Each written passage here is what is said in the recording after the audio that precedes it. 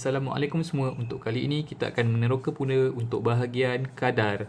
Okey, jika 4.1 kita dah meneroka mengenai nisbah, jadi apa beza antara nisbah dan kadar? Nisbah adalah perbandingan antara dua kuantiti yang sama unit. Contohnya, kita gunakan nisbah untuk membandingkan ketinggian antara tinggi Adif dan tinggi Luqman contohnya.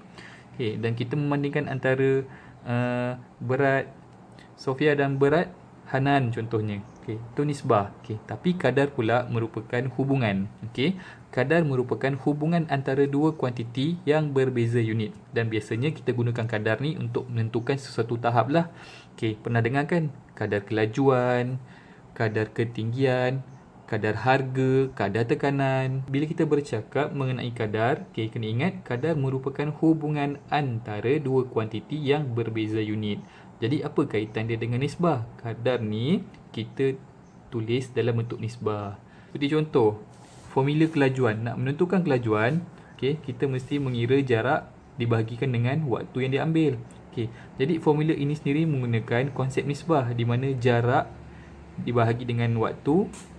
Okay, jika ditulis pada nisbah, kita boleh tulis juga sebagai jarak kepada waktu. Okay. Tapi sekarang ni kita tak pakailah konsep nisbah. Okey, sebab kita nak menentukan kadar. Okey, jadi kita akan tulis macam ni lah. Okey.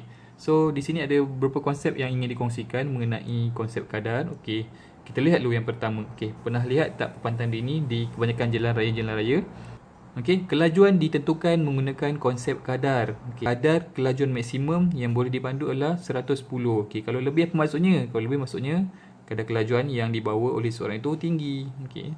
Bagaimana untuk menentukan kadar kelajuan? Okey, ni kita ada formula. Okey, kelajuan adalah jarak dibahagi dengan waktu. Okey, situasi kedua. Okey, sekarang ni cuba tengok gambar rajah yang pertama ini. Okey, apa beza antara orang yang memakai kasut tapak rata dengan orang yang memakai kasut tumit tinggi? Okey, sudah semestinya orang yang memakai kasut tumit tinggi mempunyai atau merasai tekanan yang lebih kuat atau merasai tekanan yang lebih tinggi berbanding dengan orang yang memakai kasut rata. Hal ini disebabkan oleh ia dipengaruhi oleh luas permukaan tapak kasut tersebut. Okey, dan bila kita bercakap mengenai tekanan, tekanan juga menggunakan konsep kadar di mana untuk menentukan tahap sesuatu tekanan, kita mesti mengambil kira faktor luas permukaan dan daya suatu beban itu. Okey, so ni menggunakan konsep kadar. Kita lihat kepada situasi ketiga. Okey, sebelum tu kita lihat sekejap kepada gambar rajah kaki gajah dengan kasut tumit tinggi. Okey, sekarang pernah lihat tapak kaki gajah kan? Okey, pernah tak kita dengar berita mengenai gajah mengadu sakit kaki ke? Okey, sebab luas permukaan tapak kaki gajah yang besar dapat menampung berat badan gajah itu sendiri.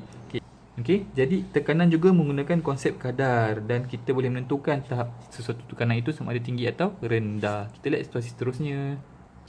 Okey, kita lihat situasi seterusnya, situasi yang ketiga. Okey, pasti anda risau kan duduk lama-lama di rumah dengan musim PKP lagi, dengan musim bulan puasa lagi. Okey, jadi sekarang ni bagaimana untuk menentukan kadar ideality berat badan seseorang? Okey, bagaimana untuk kita menentukan yang seseorang itu memiliki badan yang gemuk, memiliki badan yang ideal atau memiliki badan yang kurus? Okey, hal ini ditentukan dengan menggunakan konsep body mass index. Okey, BMI ini digunakan untuk menentukan tahap ideality berat badan seseorang. BMI ini menggunakan konsep kadar di mana dia menggunakan dua kuantiti, itu berat dibahagi dengan tinggi kuasa 2.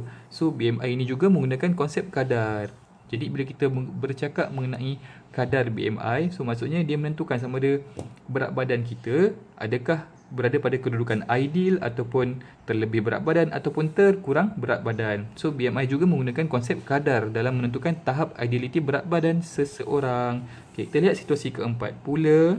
Situasi keempat yang ingin cikgu kongsikan ini adalah berkenaan dengan kadar denyutan. Okey, sudah pasti setiap manusia menyawa itu masih merasai denyutan nadinya sendiri. Okey, jadi kita boleh kira sebenarnya kadar denyutan jantung atau kadar denyut nadi masing-masing. Okey, dan kebiasaannya individu normal memiliki kadar denyutan nadi 60 denyutan per minit. Menentukan kadar denyutan juga menggunakan konsep kadar, di mana dia menggunakan dua kuantiti iaitu bilangan denyutan, the number of beats, dan menggunakan waktu. Okey, ini untuk situasi keempat untuk menentukan kadar denyutan. Baik, kita melihat kepada situasi kelima. Okey.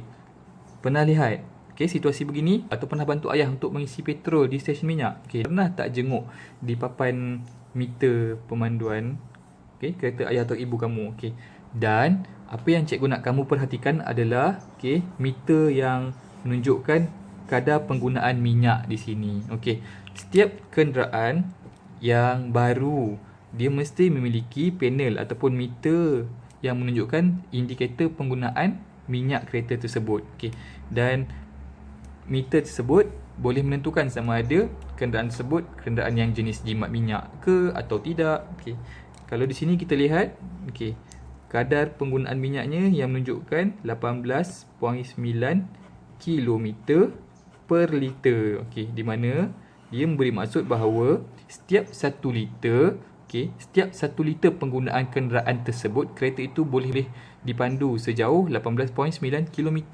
Jadi nak menentukan kadar penjimatan juga menggunakan konsep kadar di mana dia menggunakan dua kuantiti, iaitu jarak dan penggunaan minyak, iaitu liter. Kita teruskan dengan situasi terakhir. Situasi terakhir adalah situasi di pasar raya.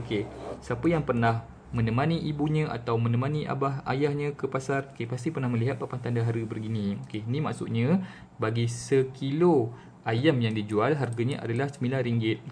Jadi harga juga boleh ditulis menggunakan konsep kadar di mana kita boleh menentukan sama ada antara kedai A dan kedai B yang mana satu menawarkan ada harga yang lebih jimat contohnya. Contohnya kedai A menjual harga ayam RM9, RM RM9 per kilo.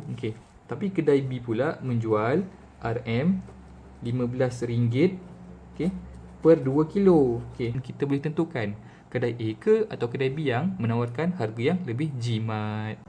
Berikut merupakan beberapa konsep atau situasi yang boleh menggunakan konsep kadar. Kadar kelajuan, kadar tekanan, kadar berat badan, kadar denyutan nadi, kadar penjimatan, kadar harga. Jadi apa yang kita boleh katakan di sini adalah kadar merupakan hubungan antara dua kuantiti yang berbeza unit. Kadar ditulis dan dinyatakan dalam bentuk nisbah per kilometer, per liter, per minit. Dan contoh-contoh yang merujuk kepada konsep kadar tadi telah cikgu kongsikan bersama kamu semua.